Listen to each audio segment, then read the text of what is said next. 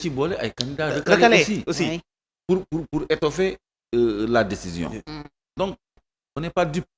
Macky Sall loolu la bëgg plus maintenant la communication sur les dispositions de l'article 36, les dispositions de l'article 31, sur la possibilité au président Macky Sall de se maintenir au pouvoir au-delà du 2 avril. donc argument yëpp lay fësal daal. voilà yooyu lay indi mais conseil constitutionnel dafa clair dafa ni mandat bi 5 ans la donc le fait que ñu repousser élection FM mooy dafay augmenter le mandat. Or 103 dafa ne la durée du mandat ne peut faire l'objet d'aucune modification. kon ban modification lay mën a def pour mën a toog au-delà des avril parce que le président reste en fonction jusqu'à l'installation de son successeur. C'est dans la limite de la durée de son mandat. C'est ça la malhonnêteté intellectuelle parce que il y a un cadrage temporel. C'est dans la limite de la durée du mandat parce que disposition boobu mënul ëpp valeur la disposition d'intangibilité qui est une clause d'éternité muy article 103. La durée du mandat ne peut faire l'objet d'aucune modification. Donc loolu déjà am na jurisprudence conseil constitutionnel bërki démb jaay rek la ci statuer pour rejeter le report bi nga xam ni FM mooy prolonger le mandat. Kon on doit en tenir acte. waruñu nekk dans la manœuvre et dans la manipulation parce que gis nga xale yi taxawaalu ci koñ yi sax xam nañu Macky Sall intention ak li mu nar xam nañu liy yoon ak li dul yoon kon buñ ñu dugal ci xeex daal ci période d'incertitude boo xam ne dañuy ñëw naan na fi jóg na fi dem parce que mode de gouvernance boobu fin de règne boobu Macky Sall waru ko yéene boppam surtout que dans cette période là su fekkee ne àgg na ci loolu dina am une pression internationale parce que kenn du ko bàyyi mu remettre en cause la stabilité de ce pays là et encore moins les investisseurs qui ont des intérêts ici et qui n'attendent mais imagine ñu war a dem en phase de production dans le bloc de Saint-Louis signé nañu ay contrat ay FID def nañu sax ay contrat de vente et d'achat.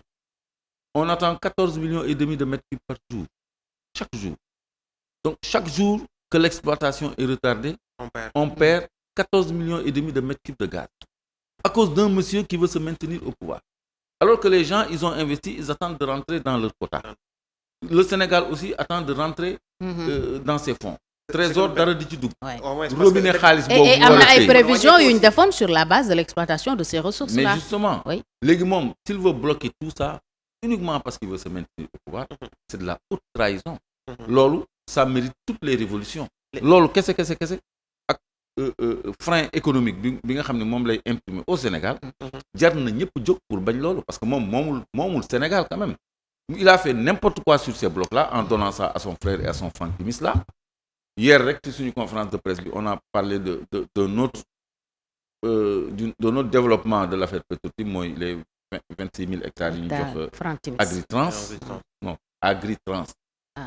Franck Timis c'est mooy mbubu bi moo koy mais vous vous souvenez du conseil en communication bi sant Thiam là bi nekkoon fale comment il s'appelle Abou Abel Thiam c'est lui hein. Il avait dit à l'époque du reportage de la BBC que 250 millions de dollars yi ñu jox Aliou Sall c'était pour Agritrans, c'était pour un projet agricole. Donc Agritrans boobu moo nekk foofu. moom le Franck Timis. Donc moom pour revenir il a fait tout n'importe quoi dans l'histoire de ce bloc là l'affaire Petro-Tim mais dafa retenir l'exploitation.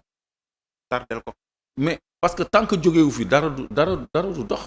Ça c'est les travailleurs des plateformes et les gens de mer qui ont fait ce communiqué là que pourquoi ñuy repousser tout le temps le feu oil le feu gaz c'est parce que ñoom dañu bëgg stabilité parce que aussi duñ ñëw jël ay engagement ak Macky Sall yoo xam ni ay centaines ou des milliers de milliards lay doon ba noppi keneen ñëw pour réviser parce que ñoom ñu ngi dégg ñu naan révision des contrats la plupart des candidats aussi loolu est-ce que tamit benn signal boo xam ne dañ ko envoyé investisseurs pour dire que am na ñoo xam ne peut-être ils ont un intérêt à révision des contrats parce que niñ ciy gis ne ñoom nañ ci mën a sa mbaxlu xëy na ñëw am ay propositions yoo xam ne dinañ ko def mais am na ñoo xam ne ñi fi nekk déjà ñoom itam seen xel moo ngi ci ne président bi ñëw il faut que ñu am accord dëgëral li nga xam ne moom moo fi nekk est-ce que du loolu itam sax mën na yóbbu ci réew mi foo xamante ni pression bi day international bi day gën a bëri ci kaw président.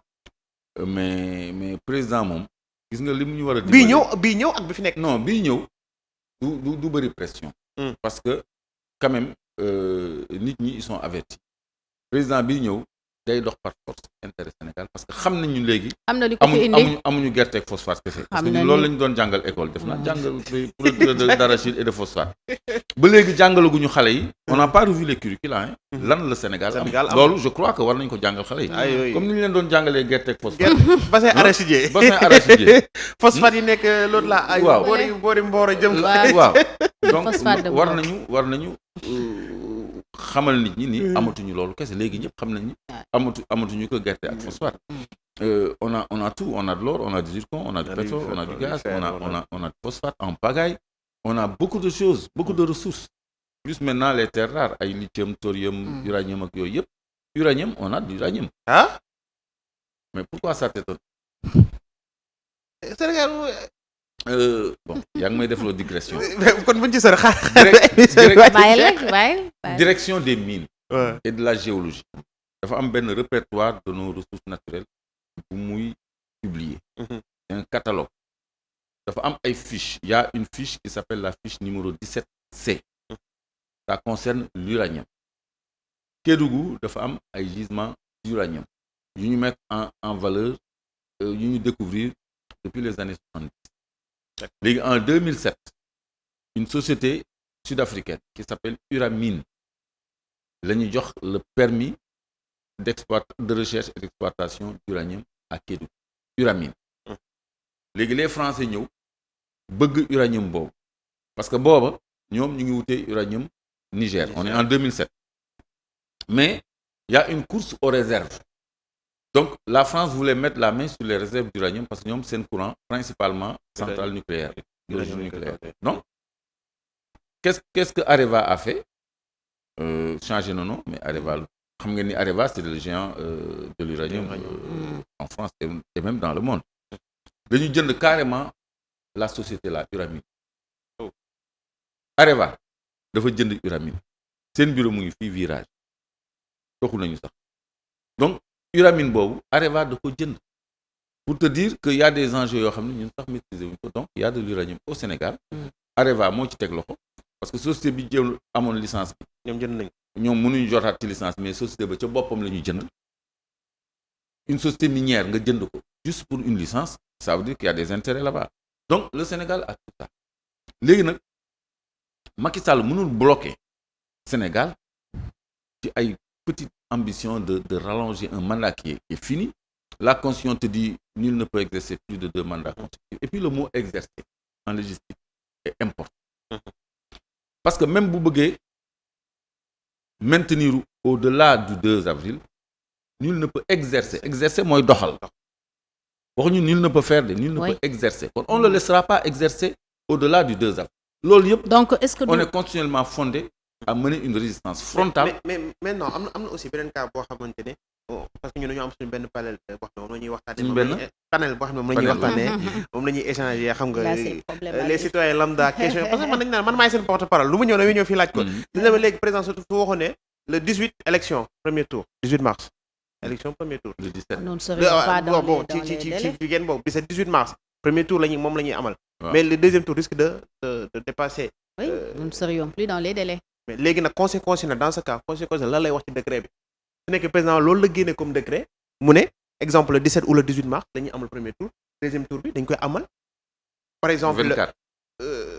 parce que daf ne en une semaine parce que li ñu wax mooy en une semaine quand même mënuñu am ay résultats. organiser résultats yoo xamante ne déjà conseil constitutionnel ak waa Sénat ak appareil ñi nga xam ne ñoo yore élection yi yëpp ministère de l'intérieur bien sûr danañ xool résultat bi xam ne résultat yu fiable la premier tour su nekkee fa lay yem tant mieux su nekkee day àgg deuxième tour ñu ne deuxième tour dina am te deuxième tour bi date bii lañ ko prévoir te date boobu noonu dana jéggi le 2 avril peut-être dana dem le 7 le 8 ou vers ces dates là loolu itam su nekkee décret bi loolu lay génne président conseil constitutionnel lan lay def sachant que ne dans ce cas kon président Macky Sall dina jéggi parce que dañ ne warul même su fekkee benn fan la. président xam nga ne du jéggi ay 5 jours waaye Jérôme arrête de rêver. pas forcément. su naree jéggi le il faut pas se compliquer la vie. boo gisee loolu rek c'est parce qu'on tient à faire les élections les dimanches.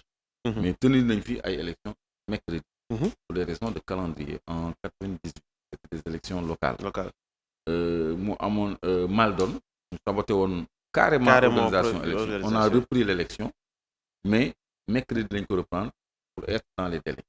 kon dimanche rek moo ñuy tënk ñu dem le 24 deuxième dimanche après troisième dimanche bi. le 31 ça tombe le 31.